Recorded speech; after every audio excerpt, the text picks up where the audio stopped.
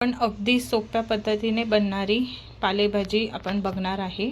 ह्याच्यात ॲड करतो आहे मिरची मध्यम। आता आपण ह्याच्यात ॲड केली आहे लसूण।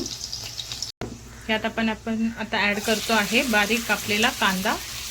ह्यात आपण ॲड करूया आपली मेथीची भाजी जी आपण चिरून घेतलेली आहे। आता आपली फायनल स्टेप आपण करून घेऊयात। आपण ॲड करूया त्यात ओलं खोबरं किसलेलं।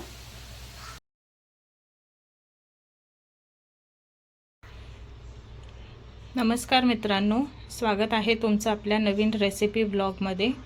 आज आपण अगदी सोप्या पद्धतीने बनणारी पालेभाजी आपण बघणार आहे, जी आहे आपली मेथीची भाजी।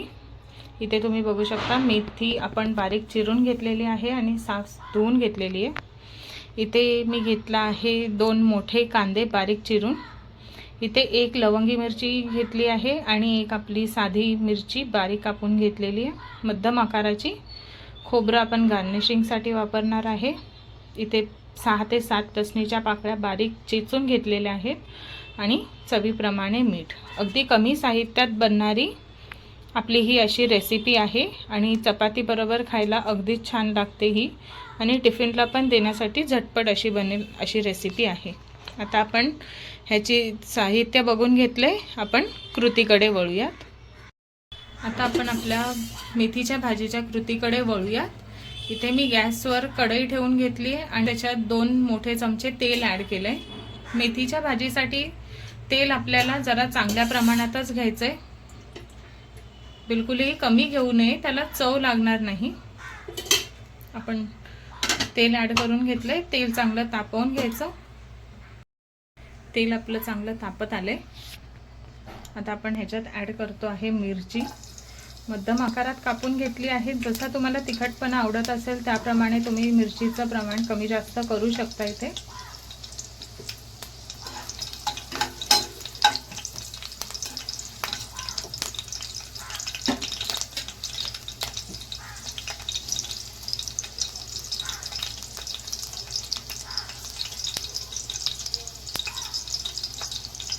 आता आपण ह्याच्यात ॲड केली आहे लसूण। चांगली त्याला चेचून घेतलेली आहे, ज्याने त्याची चव आपल्याला चांगली भाजीत उतरेल। चांगली लालसर भाजून घ्यायची। आता आपली लसूण लालसर अशी चांगली भाजून तयार झाली आहे। यात आपण आता ॲड करतो आहे बारीक कापलेला कांदा। कांदा सुद्धा या भाजीत जितका तुम्ही ॲड चांगल्या प्रमाणात कराल तेवढी ती भाजी चांगली लागते चवीला।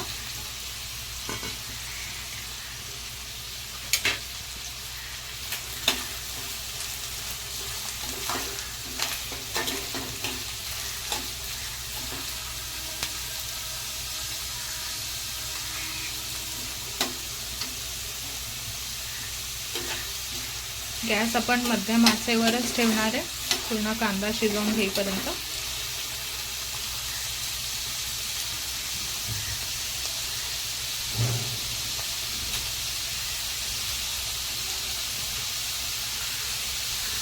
आता ह्याला आपण झाकण लावून ठेवूया 5 मिनिटापर्यंत।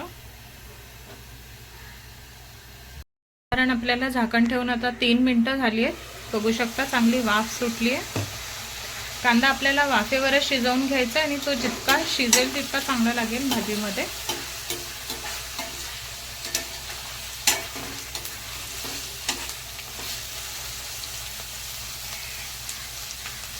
आपण आता कांदा चेक करून घेतलाय। आपण परत एकदा झाकण लावून अजून 2 ते 3 मिनिटं त्याला वाफेवर शिजवायचं आहे। साधारण आपल्याला 3 मिनिटं झाली आहेत। परत झाकण लावून तर आपण कांदा परत ढवळून चेक करून घेऊया कितपत शिजलाय ते।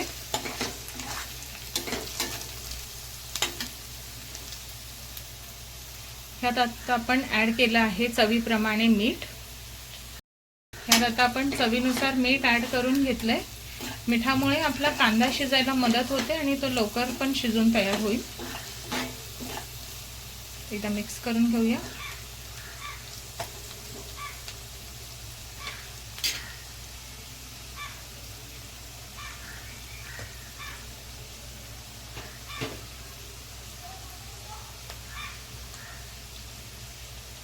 आता आपला कांदा होत आला आहे, ह्यात आपण ॲड करूया आपली मेथीची भाजी जी आपण चिरून घेतलेली आहे.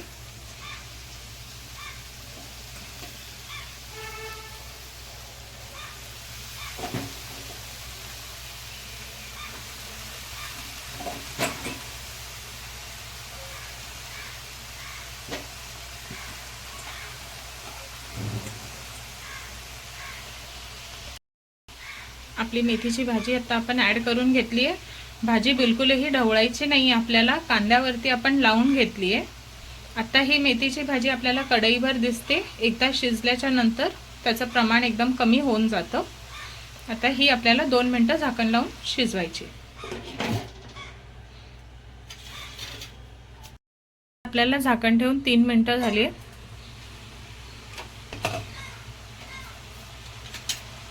गॅस आपल्याला फ्लेम फास्ट करून घ्यायची आणि आता आपण भाजी चांगली ढवळून घेऊया, मिक्स करून घेऊया.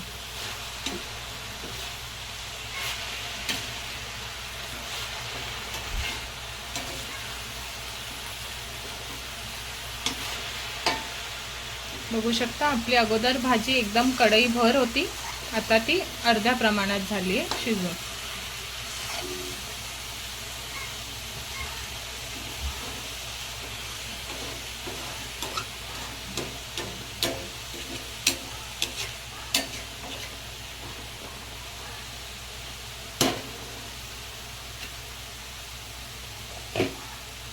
परत आपण झाकण लावून ठेवणार आहे 5 मिनिटांसाठी. 2 मिनिटं झाली आहेत. आपल्याला भाजी ठेवून बघू शकता चांगली झाकणाला वाफ धरली आहे. पाणी आतमध्ये सोडायचं झाकणाला, जे आपलं वाफेवर सुटलंय ते.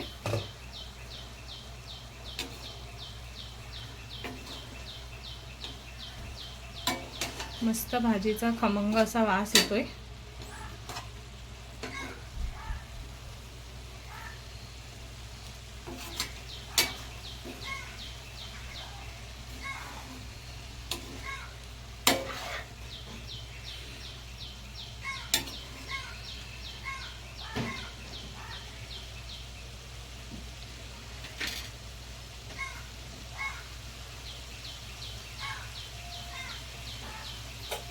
परत एकदा आपण झाकण लावून घेऊया.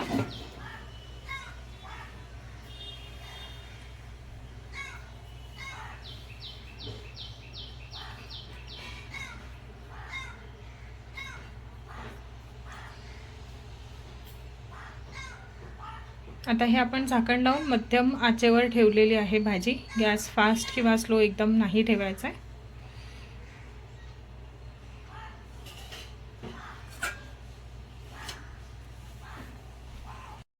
5 मिनिटं झाली आहेत. आता आपल्याला झाकण लावून आता आपण उघडून बघूया. बघू शकता भाजीचा शिजून छान रंग असा बदललाय.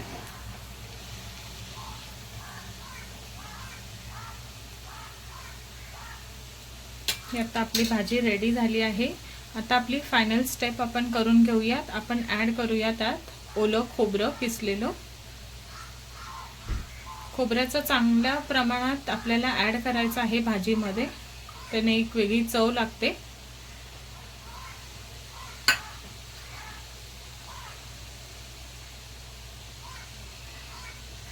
बघू शकता सुंदर असा कलर आला आपल्या भाजीला.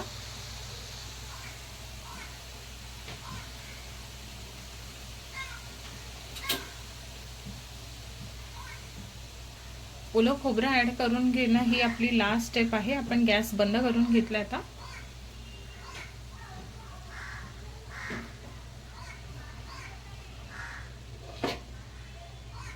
ही आता आपली झाली आहे मेथीची भाजी रेडी. आता ही तुम्हाला मी प्लेटमध्ये सर्व करून दाखवते. ही भाजी अत्यंत सुंदर लागते चपाती बरोबर खाण्यासाठी. भाकरी बरोबर सुद्धा टिफिनसाठी आपण झटपट अशी बनवून देऊ शकतो. आपली मेथीची भाजी झाली आहे आता रेडी खाण्यासाठी. ही नक्कीच रेसिपी ट्राय करून बघा तुम्ही घरी आणि मला कमेंटमध्ये नक्की सांगा जर तुम्हाला आवडली असेल तर. अशाच नवीन नवीन रेसिपीसोबत आपण भेटूया आपल्या नवीन ब्लॉगमध्ये. तोपर्यंत काळजी घ्या. बाय.